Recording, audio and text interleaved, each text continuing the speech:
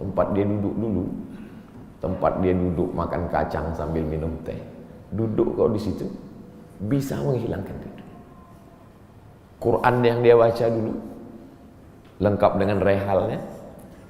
Bangun kau tengah malam, kau bentang sajadah, duduk kau di situ, kau buka Quran yang dia baca dulu, hilang rindu. Tapi setelah dia tak ada, makanya mumpung dia masih ada, ciumlah tangannya, peluklah badannya, ciumlah keningnya. Kalau kau ada duit, kirimlah. Ala hazihi niyah al-Fatihah. A'udzubillahi minasyaitonir rajim. Bismillah. Alhamdulillah rabbil alamin.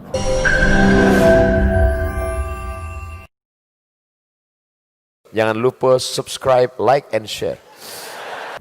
Semoga Ustaz senantiasa diberikan Allah kesehatan. Amin. Saya dari Medan. Ada juga orang kampung saya di sini. Bagaimana cara bakti seorang anak? Cara membahagiakan orang tua berjarak jauh dengan kita. Sedangkan bertemu dekat bersama orang tua mungkin hanya 1 tahun sekali. Idul Fitri saja. Karena harus bekerja di PT Antam Tbk Sulawesi Tenggara. Ada sesuatu yang tak bisa kita bayar dengan uang. Tak bisa dibayar dengan uang. Yang bisa merasakan ini orang yang orang tuanya sudah meninggal. Yang masih hidup tak bisa. Lam ya'rif man lam yadhuq. Yang tak pernah merasakannya tak bisa menceritakannya. Karena tak bisa dirasakan. Setelah orang tua itu tak ada, barulah kita rasa dunia ini hampa, tak ada guna. Duit itu tak ada gunanya, mobil itu tak ada gunanya, rumah itu tak ada gunanya, apapun tak ada gunanya. Waktu dapat saya gelar doktor dari Sudan, pulang saya ke rumah, tak ada gunanya. Tak bisa lagi diceritakan. Dulu apapun yang dapat diceritakan, mak, aku dapat sorban dari mak, aku dapat peci. Setelah pulang tadi, pulang dari Brunei dapat gelar visiting profesor di Universitas Islam Sultan Syarif Ali. Tak ada gunanya, hampa. Paling-paling ditulis di baleho aja, profesor, doktor. Untuk menunjukkan bahwa kita bukan ustadz kaleng-kaleng.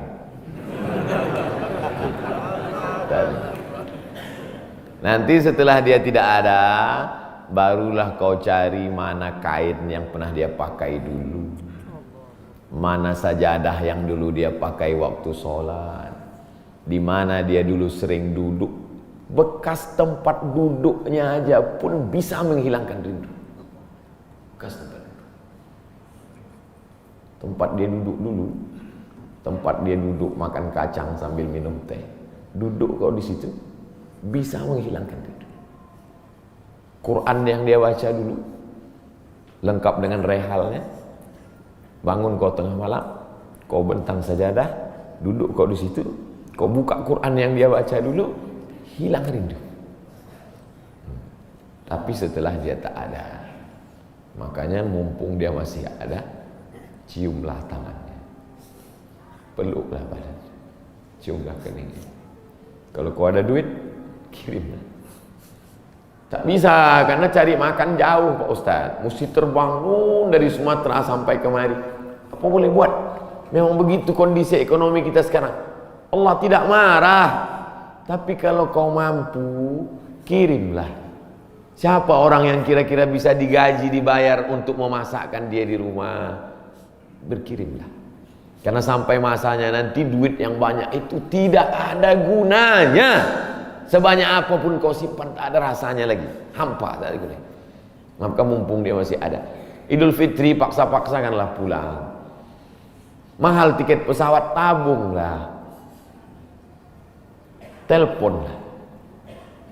Masih ada dia menyambut teleponmu, berikan HP yang kira-kira lama dia pakai, tinggalkan. Mak, ini chargernya, ini handphonenya, ini baterainya, persiapan kalau rusak pasangkan di sini. Nanti kalau aku telepon, sampai masanya nanti handphonenya berbunyi tapi tak ada yang angkat. Selagi dia masih ada, senangkanlah hatinya. Kirimkanlah kain. Kain itu tidak akan dia pakai, tapi insya Allah menyenangkan hati dia. Ketika hatinya lapang, lapang rezeki. Ketika hatinya senang, senang hidup. Tapi kalau sudah hatinya sempit, meleleh air matanya rindu karena tak pernah kau telepon, disitulah awal azab Allah datang. Kau akan berenang dalam kesengsaraan. Mudah-mudahan Allah mengampuni dosa kita semua, dosa ibu bapa. Ala hazihi niyah al-Fatihah. A'udzubillahi minasyaitonir rajim. Bismillah. Alhamdulillah rabbil alamin. Ar-Rahmanir Rahim. Maliki yaumiddin. Iyyaka na'budu wa iyyaka nasta'in. Ihdinas siratal mustaqim. Shiratal ladzina an'amta 'alaihim ghairil maghdubi 'alaihim waladdallin. Amin. Pak Ustadz minta tolong doakan ibu saya, sudah lama sakit. Nanti kita doakan di akhir majelis, bukan cuma ibu bapak, ibu-ibu semua kita doakan. Bagaimana niatnya doanya? Bagaimana niatnya doanya mandi taubat? Nawaitu, aku berniat ghuslat taubat, mandi taubat. Saya nggak bisa bahasa Arab Pak Ustadz, bahasa Indonesia, bahasa Makassar, bahasa Jawa, bahasa Batak, bahasa Mandailing, bahasa Aceh. Saya niat mandi taubat karena Allah Ta'ala. Bagaimana cara mandinya Pak Ustadz? Seperti mandi wajib, basah dari ujung rambut sampai ke ujung kaki. Di mana mandinya Pak Ustadz? Di laut bisa. Kolaka ini 30% saja daratan Pak Ustadz, yang 70 adalah lautan. Nah, mandi di laut. Apalagi kalau sampai ke tengah laut, bukan cuma dosanya hilang, orangnya hilang sekali.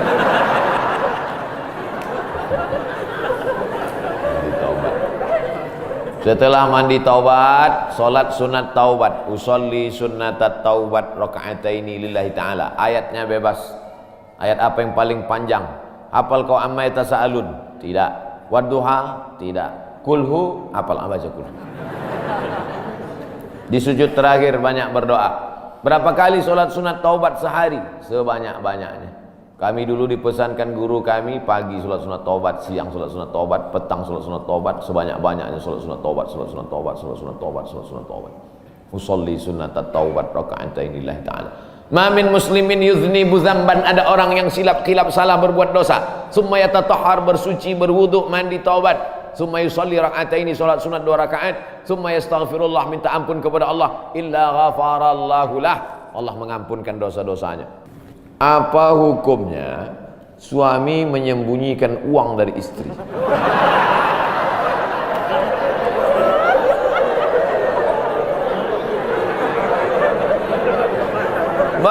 Bang, kata istrinya. Bang, ini duit apa bang? Duit sial.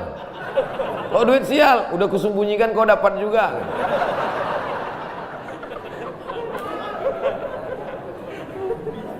Bapak menikah sama ibu, ibu menikah sama bapak. Apakah hartanya jadi satu atau harta masing-masing?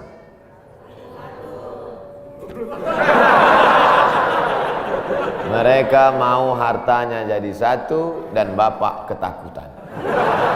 Itu yang saya baca. Sekarang kita baca ayatnya. Walakum nisfu ma taraka azwajukum illam yakul lahunna walad. Kalau istrimu meninggal, kau dapat 50% hartanya kalau tidak ada anak. Fa in kana lahunna waladun, kalau dia punya anak, falakumur rubu'u, kamu dapat 25%. Sekarang saya tanya, hartanya nyatu atau pisah?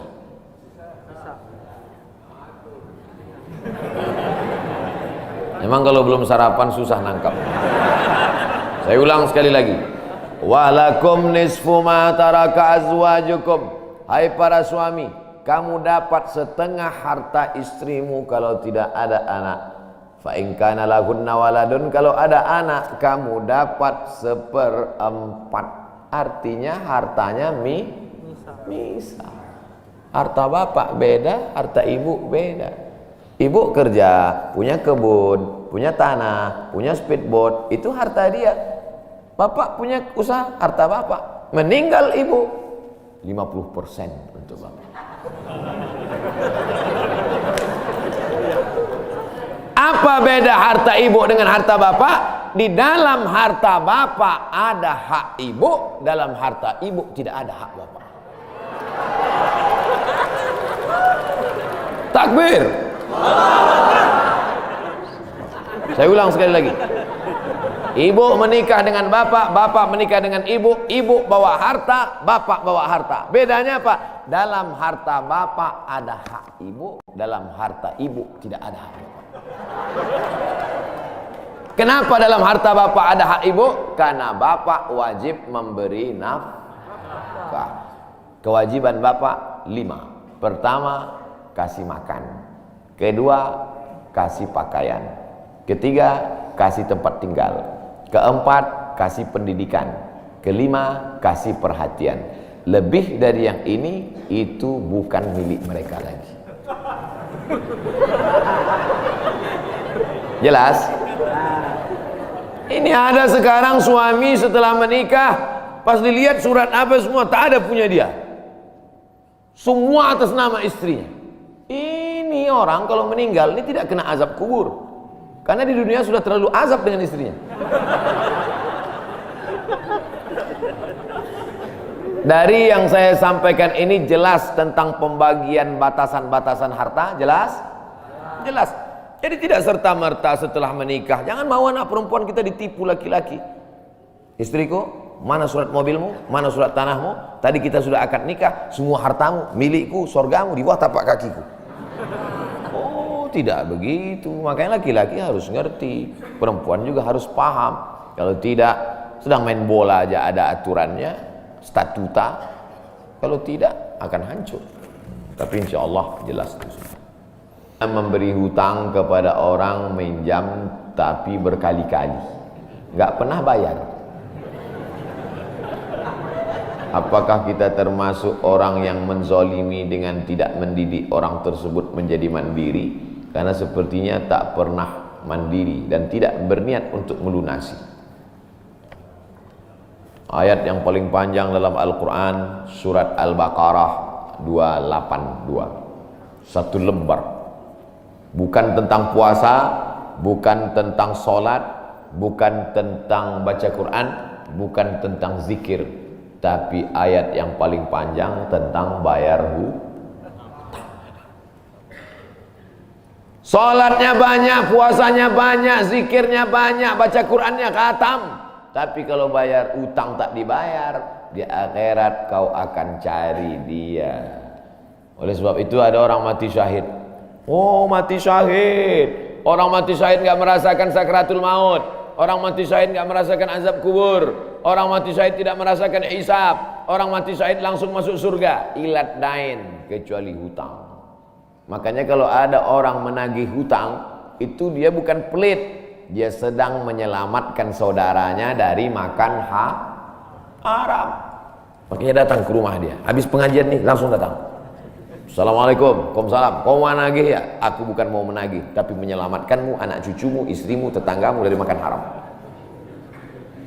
Ya ayyuhalladzina amanu, hai orang-orang yang beriman, hai orang yang percaya bahwa setelah mati dia akan hidup lagi menghadap Allah. Idza tadayantum bidainin, kalau kau menjalin transaksi hutang piutang, ila ajalim musamma, sampai ke batas waktu tertentu, faktubuh, tulis, saya pinjam kepada kamu 500.000, akan saya bayar pada bulan Mei.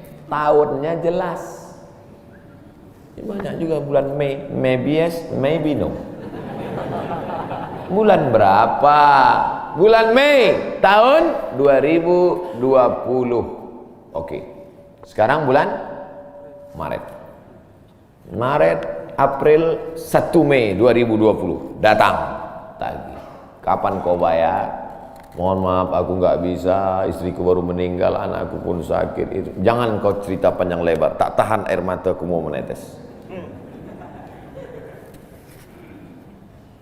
Kalau dia dalam kesulitan, fanaziratun ila maisarah, tunggu sampai dia lapang.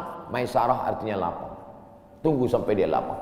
Setelah dia lapang, datang lagi bulan Juni. Kapan kau bayar? Aku belum bisa. Nampaknya lebih banyak ongkos minyak aku daripada uang yang kutagih. Yang paling bagus, wa anta saddaqu khairul lakum, kau sedekahkan itu lebih baik. Karena aku pun makin datang makin kumat darah tinggiku, kolesterolku pun makin naik. Jadi untuk yang 500.000 itu ku sedekahkan aja, ambil. Tapi yang menghafal ayat ini yang ngasih pinjaman, bukan yang minjam. Sekarang banyak salah hafal, yang minjam pula yang hafal. Begitu kita tagih, kapan kau bayar? Wa anta saddaqu khairul lakum. Kau sedekahkan itu lebih baik. Itu ayat aku. Ayat kau 8282. Banyak sekarang orang salah hafal ayat. Jadi dalam Islam hutang piutang adalah ajaran tolong menolong tertulis dalam Quran. Namanya fikih muamalah. Ada fikih ibadah, sholat, zakat, puasa. Ada fikih jihad, jihad fisabilillah. Ada namanya fikih muamalat. Hutang piutang, gadai menggadai, pinjam meminjam, murabahah, mudharabah, bagi hasil. Maka hutang piutang ini cara tolong menolong. Jangan sampai dihilangkan. Tapi kalau tidak mendidik, maka Islam bukan agama yang memanjakan orang.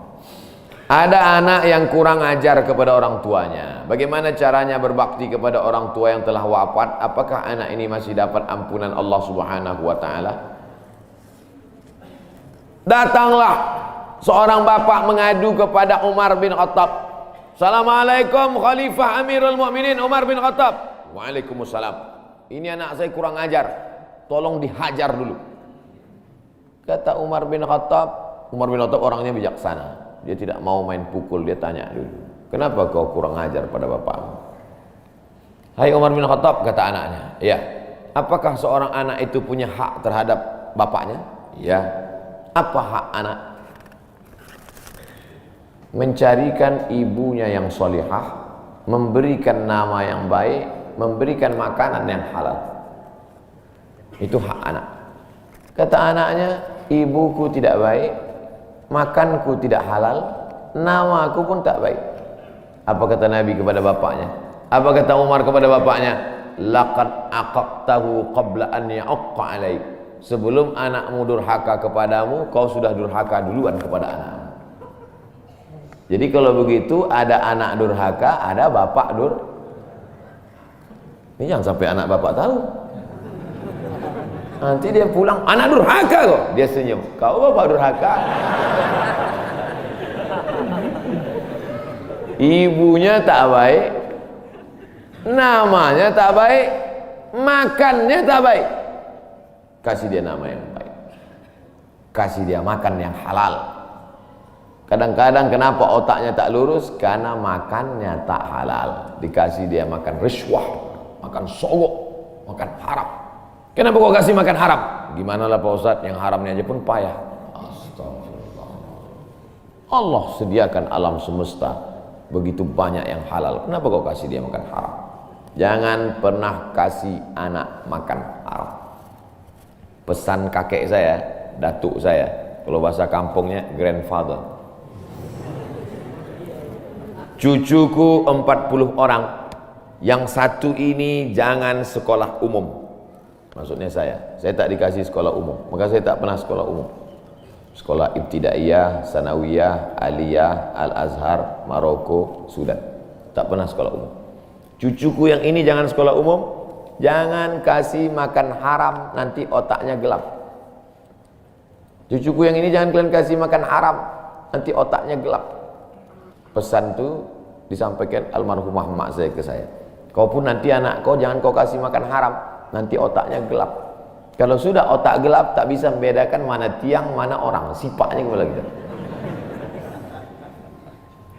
Nah, jangan sampai anak kita durhaka gara-gara kita bapak yang durhaka.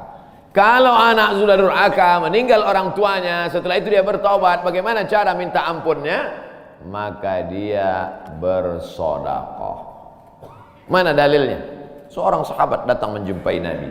Ummi matat. Ibu saya sudah meninggal. Afa atasaddaqu anha? Kalau saya bersedekah, apakah pahalanya sampai kepada almarhumah ibu saya? Kata Nabi, tasaddaq, bersedekahlah. Sedekahmu sampai. Maka wahai anak-anak durhaka yang sudah mati ibu dan bapakmu, maka datang kau habis pengajian ini langsung ke tempat anak yatim, panti jompo, sekolah-sekolah, pondok pesantren. Tanya Pak Kiai, Pak Kiai, apa yang kurang di pesantren ini? WC. Karena pesantren santrinya 1000, WC-nya 2. Bayangkan panjang antriannya. Berapa yang keluar dalam celana. Saya bangunkan WC, pahalanya mengalir untuk almarhumah. Maka pagi, petang, siang, malam mengalir pahalanya. Sedekah. Ayu sedekatu afdal. Apa sedekah yang paling afdal? Sakyul ma, memberi air minum. Sedekah yang paling afdal, kasih air minum. Saya ceramah di Banjarmasin, di depan rumah seorang pejabat. Itu ada kulkas tapi nggak sampai beku, freezer. Setiap dipencet keluar air dingin. Gelasnya dikasih pakai rantai besi, takut dilarikan tukang ambil aluminium. Buat wakaf untuk almarhumah. Nah, itu bagus kan. Saya ceramah di Malaysia, di pintu masjid itu ada kotak box. Kalau kita ambil satu botol, keluar botol baru. Ambil satu botol, keluar botol baru. Wakaf untuk, itu bagus, sedekah. Jangan sedekah teh botol, nanti dia kena diabetes. Air putih, ini bagus, mengalir. Sedekah sumur bor, pergi ke masjid, putar keran nggak ada air, tanya pengurus masjid, Pak pengurus, ya mana sumur bor? Nggak ada, saya buatkan.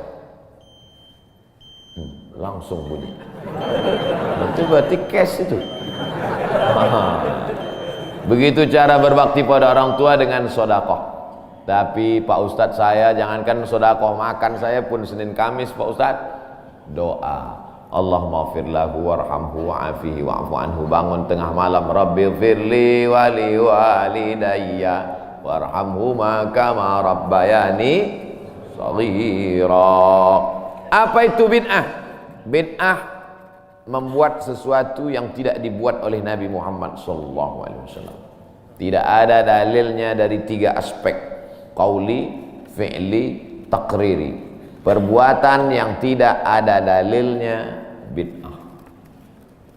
Jangan dikatakan perbuatan yang tidak dibuat Nabi bid'ah. Perbuatan yang tak ada dalilnya bid'ah. Karena kalau dikatakan yang tidak dibuat Nabi bid'ah, Nabi tidak pernah pakai peci. Tunjukkan saya mana hadis Nabi pakai peci.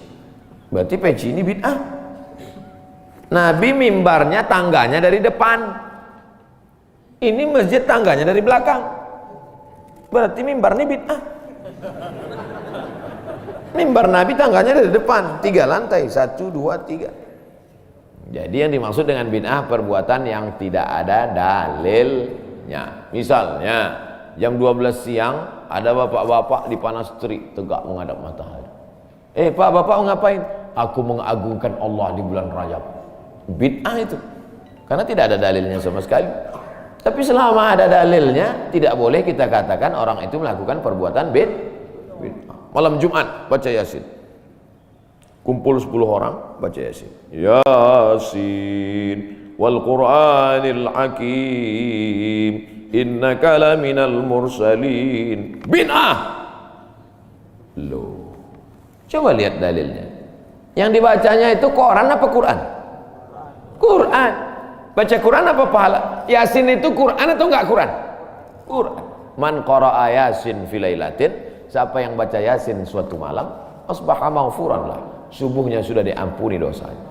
Mestinya baca Quran itu semua, tapi karena dia enggak sanggup semua, dia pilih hati Quran. Hati Quran itu Yasin. Sentuhlah dia tepat di hatinya, dia akan jadi milikmu untuk selamanya. Makanya orang sebelum menghafal Quran semua, yang dihafal hatinya dulu. Itu sebelum menghafal Quran, yang dihafal hatinya dulu. Apa hati Quran? Ya, Yasin. Tapi jangan hatinya aja seumur hidup, yang lain juga. Nah, jadi jangan salahkan orang baca Yasin. Baca Yasin bid'ah. Loh, Yasin kan Quran. Baca Yasin malam Jumat nggak masalah. Seumur hidup baca Yasin masalah. Karena banyak surat yang lain. Baca juga Al-Fatihah, Al-Baqarah, Al-Nisa, Ali Imran, An-Nisa, Al-Maidah, Al-An'am. Nah, jadi mudah. Perbuatan tidak ada dalilnya bid'ah. Selama ada dalilnya tidak bid'ah. Ustadz, kiat-kiat apa yang kami lakukan sebagai guru kepada anak didik kami sebelum dan sesudah mengajar agar ilmu mudah dimengerti? SDIT Al-Farabi. Aristoteles, Socrates, Thales, Demokritos itu adalah pemikir-pemikir dari Greek Yunani kuno. Pada masa abad kedua datang seorang khalifah bernama Abu Ja'far Al-Mansur. Semua buku-buku dari Yunani diterjemahkan. Nama lembaganya Dar Al-Hikmah, Dar Rumah Hikmah Ilmu Pengetahuan. Dibuatlah Dar Al-Hikmah, Rumah Ilmu Pengetahuan. Diterjemahkanlah dari bahasa Yunani ke dalam bahasa Arab. Akhirnya orang Islam pun jadi dokter, Avicenna. Karena orang barat payah menyebut Ibnu Sina. Averroes, Ibnu Rus.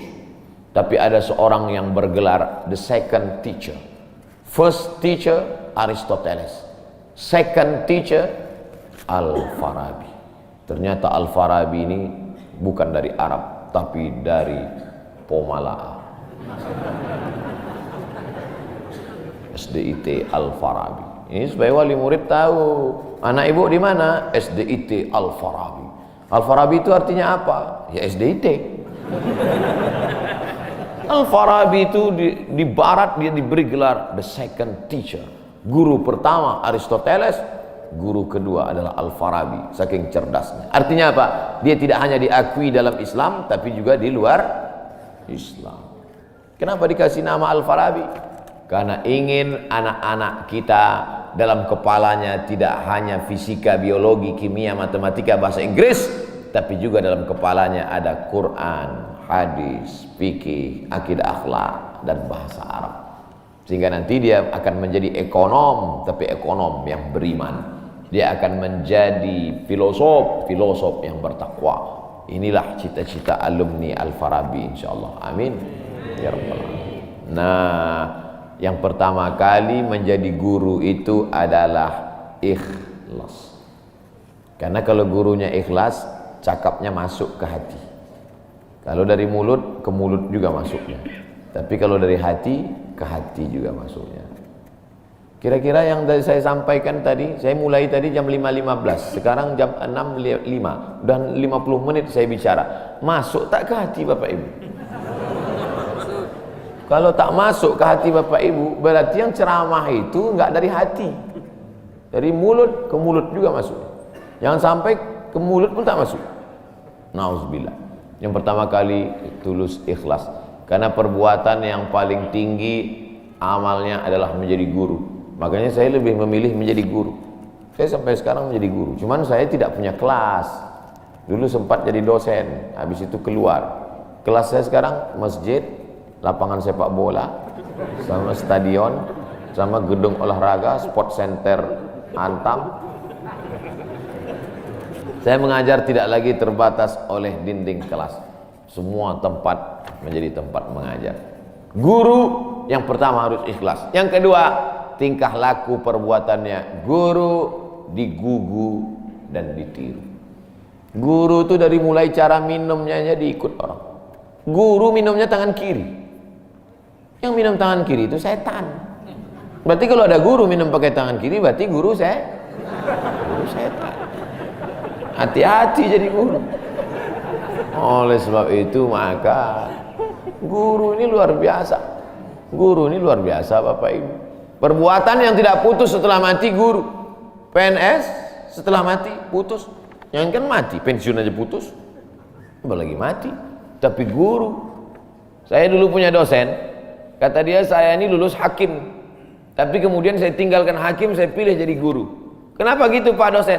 Karena kalau saya jadi hakim, 1 tahun ada 10 perkara, 10 senang kepada saya, 10 benci. Yang menang senang, yang kalah benci. Tapi menjadi guru, tidak akan ada murid saya itu yang benci kepada saya. Betul. Guru SD saya, berapa kali kepala saya diantukkannya ke tiang. Asal pelajaran saya nggak dapat, diantukkan. Begitu reuni, saya cium tangannya. Saya nggak sakit hati, ingat aja dikit. Datang saya belikan hadiah, saya cium tangannya, meleleh air mata saya. Betul, menjadi guru itu adalah nikmat. Maka saya pilih jadi guru. Guru nggak ada pensiunnya. Saya sampai mati saya tetap menjadi guru. Oleh sebab itu maka guru ini luar biasa. Guru pahlawan tanpa tanda jasa. Oleh sebab itu menjadi guru. Oh, tapi jangan gara-gara ini semua pegawai Antam keluar mau jadi guru.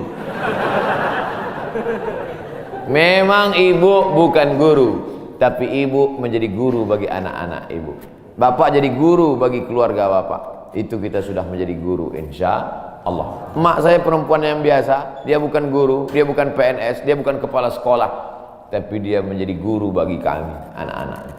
Kalau kami pulang bawa main-mainan, dia tanya, mainan ini dapat dari mana? Dari jalan, mak, antar ke tempat kau jumpa tadi, karena tak tahu itu punya siapa. Nanti di akhirat ini akan kau pikul menghadap Allah SWT. Sampai hari ini kalau ketemu barang-barang di jalan tidak berani bawa pulang, ingat pesan almarhumah emak dulu. Mungkin cakap ustaz tidak masuk ke telinganya, tapi kata-kata ibu luar biasa. Saya tidak pernah bercita-cita menjadi apapun. Cita-cita saya dulu cuma satu, bagaimana membahagiakan orang tua. Itu saja. Ya Allah, aku sekolah, tak tahu dulu pulang mau jadi apa. Yang penting bisa membahagiakan orang tua. Itu saja. Jadi setelah itu sampai, ya sudah. Bisa menyenangkan hati orang tua. Bisa, itu saja. Maka selalu saya sampaikan di kampus-kampus kepada mahasiswa, kalian kalau belum bisa membahagiakan orang tua, jangan menyusahkan orang tua. Ini kadang baru ngelihat namanya aja di HP dah kumat darah tinggi emaknya. Kalau belum bisa membahagiakan dia, jangan menyusahkan dia. Maka saya di Mesir 4 tahun tak pernah saya minta duit. Tiba-tiba udah sampai ke Mekah. Mak, aku udah di Mekah. Dari mana kau dapat ongkos? Ada tabunganku sikit-sikit. Pergi ke Mekah, kerja, pulang, bayar hutang. Jangan pernah menyusahkan orang tua. Oleh sebab itu cita-citanya yang pertama mencari ridha Allah. Ridha Allah fi ridhal walidain wa sukhutullah fi sukhutil walidain. Pulang saya ke kampung, saya mau beli tanah berapa meter, ternak lele, tanam cabai, daun ubi, malam mengajar ngaji. Cita-cita saya kecil aja. Tak ada cita-cita mau jadi ustadz viral disambut di airport, tak ada. Terus kata mak saya, masa kau S2 tinggal di kampung, pergilah ke kota. Akhirnya saya menghonor jadi dosen, siang jadi dosen, malam ceramah di masjid, direkam, diupload, khutbah diupload, like and share, akhirnya viral. Diusir beberapa kali, makin viral. Dibully, makin viral. Akhirnya yang membuli saya taubat sekarang. Ini orang makin dibully, makin viral. Udah kita diamin aja lah. Itu semua itu kerja kita atau kerja Allah? Kerja Allah. Kerjakan kerja kita, urusan Allah biar Allah yang ngurus. Kita hidup ini sama macam bawa pancing. Kita tugas kita ambil bambu, pasang kail, cari cacing, letakkan. Masalah ikannya datang tak datang itu urusan Allah. Ini kadang banyak orang ngurus urusan Allah yang dia urus. Urusan Allah yang kau urus. Kata Allah, yang mendatangkan ikan ini urusan aku. 10 pancing pasang, itu urusan kita. Tarik pancing 1, cacingnya hilang. Cari pancing 1, kailnya hilang. Cari pancing 1, talinya hilang. Yang ke-10, bambunya hilang. Marahkah kita? Tidak. Karena urusan kita sudah selesai. Serahkan urusan Allah. Pulang ke rumah, rupanya Allah mau kasih kita bukan ikan mentah, tapi ikan masak. Banyak orang terlalu berpikir, hidup ini kau buat saja urusanmu, urusan Allah. Urusanmu berangkat dari rumah, kerja. Masalah hasilnya urusan Allah. Berapa banyak orang bekerja tapi tak dapat apa-apa. Betul? Kalau sudah rezeki tak kemana. Tapi jangan gara-gara ini lalu bapak enggak kerja. Dibangunkan ibu besok pagi, bang, abang enggak kerja masuk kantor. Urusan Allah. Kalau ada suami ibu seperti itu, ibu jangan marah, biarkan aja. Nanti jam 12 dia bangun, dia lapar, dia tengok, mana makanan? Ibu jawab, urusan Allah. Harus ada usaha dan ikhtiar. Pertama, niat cari ridha Allah. Kedua, senangkan orang tua. Ketiga, berusaha. Setelah itu, tawakal Allah. Hidup jangan susah. Hidup sudah susah, jangan bikin susah. Hidup sudah pahit, jangan minum kopi pahit.